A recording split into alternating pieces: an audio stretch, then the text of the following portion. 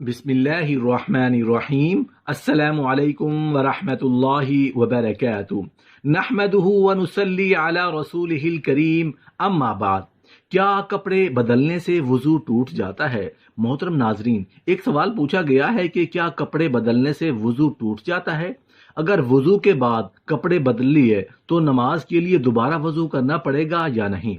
अगर वुजू के बाद कपड़े चेंज कर लिए, कपड़े बदल लिए, तो वुजू का क्या हुक्म होगा? वुजू रहेगा या टूट जाएगा? मोहतरम नाजरीन, किसी इंसान ने वुजू किया, वुजू के बाद उसने कपड़े तब्दील किए, अब उसका वुजू रहेगा या टूट जाएगा? इसका दुरुस्त जवाब जानने के लिए हमें ये मालूम होना चाहिए कि कौन सी ऐसी चीजें हैं जिससे वुजू फासिद हो जाता है। मोहतरम नाजरीन, वुजू तोड़ने वाली 10 चीजें हैं जो मैं आज आप लोगों को बताने जा रहा हूं, क्योंकि तहारत जो है यह नमाज की कुंजी है। अगर आपकी तहारत दुरुस्त नहीं, वुजू दुरुस्त ही नहीं होगा, तो यकीनन आपकी नमाज भी नहीं होगी। हमें ये मसाइल जरूर सीखने चाहिए। हमें मालूम होना चाहिए कि किन चीजों से वुजू फासिद हो जाता है, वुजू टूट जाता है। लेकिन 10 चीजें ऐसी हैं जो मैं आपको वीडियो में बताऊंगा। नंबर 1, पेशाब, पाखाना, वदी। अब सवाल पैदा होता है कि वदी किसे कहते हैं। बाद लोगों को बीमारी होती है कि उन्हें पेशाब करने के बाद भी कतरे आते हैं। लेसदार चमकता हुआ पानी उनकी शर्मगाह से निकलता है।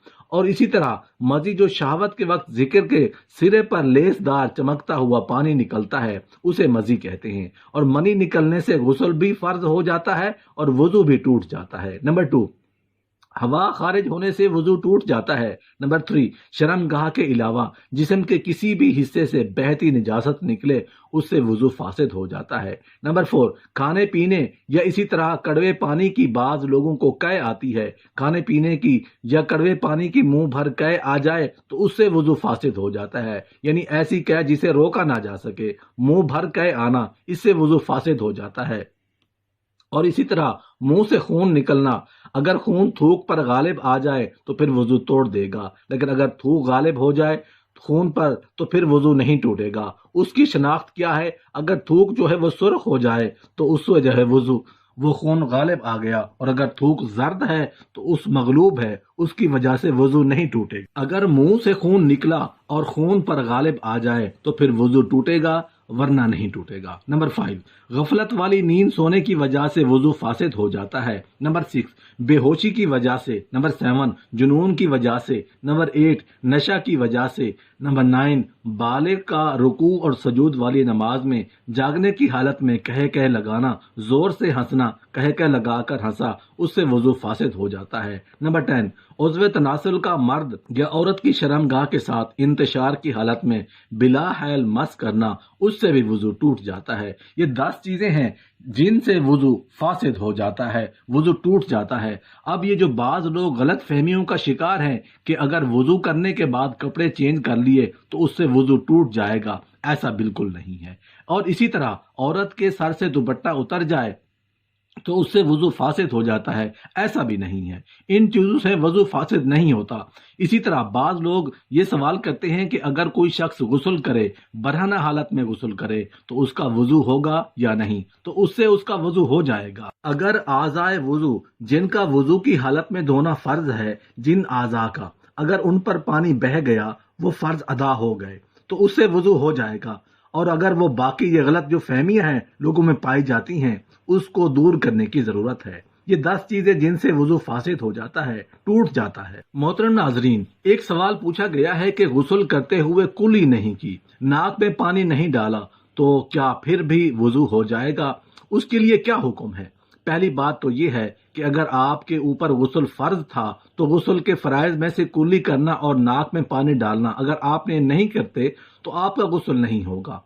अगर आप ये कहते हैं कि मेरे ऊपर गुस्ल फर्ज नहीं था, वैसे ही मैं नहा लिया, तो फिर उस सूरत में देखें कि वुजू में 4 फराइज हैं। नंबर 1, चेहरा धोना। नंबर 2, दोनों बाजुओं कोहनियों समेत धोना। नंबर 3, चौथाई सर का मसा करना। और नंबर 4, दोनों पांव धोना। ये वजू के फराइज है। बाकी कुल्ली करना, नाक में पानी डालना और इसी तरह हाथ धोना, ये वजू की सुन्नतें हैं। فرائض ادا کر لیے تو آپ کا وضو ہو جائے گا. یعنی اگر آپ کے اوپر غسل فرض نہیں تھا، آپ ایسے ہی نہا رہے ہیں، آپ نے کلی نہیں کی، ناک میں پانی نہیں ڈالا، تب بھی آپ کا وضو ہو جائے گا.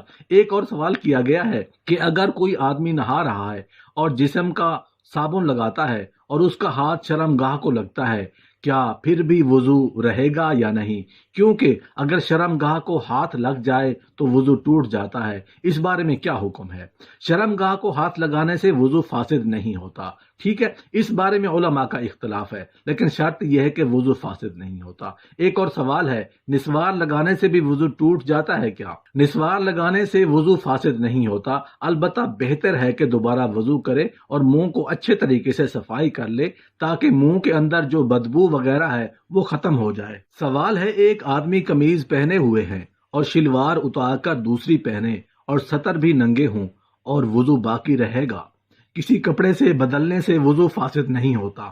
بعض لوگ یہ سمجھتے ہیں کہ اگر سطر کھل جائے تو اس سے وضو فاسد ہو جاتا ہے. یہ بہت بڑی غلط فہمی ہے. اتنی بات ضرور ہے کہ دوسروں کے سامنے سطر کا چھپانا فرض ہے. سطر کھولنا دوسروں کے سامنے یہ سخت ناجائز اور حرام ہے، لیکن اس سے وضو فاسد نہیں ہوتا.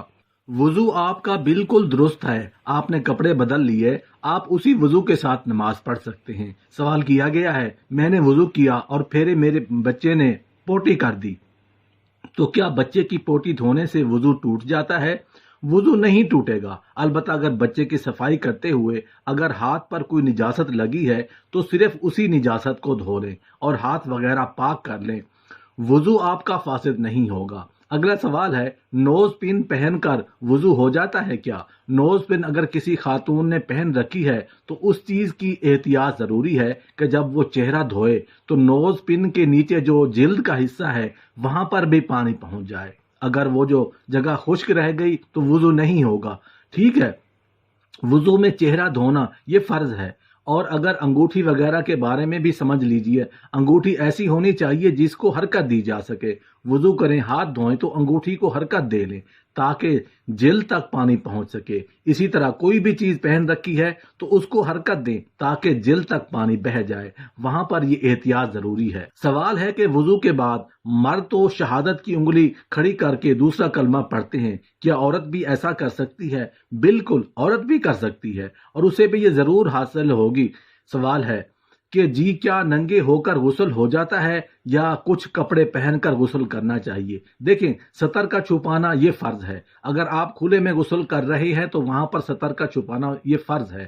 دوسروں کے سامنے آپ کا سطر نہیں کھلنا چاہیے. دوسروں کے سامنے سطر کھولنا یہ سخت ناجائز اور حرام ہے.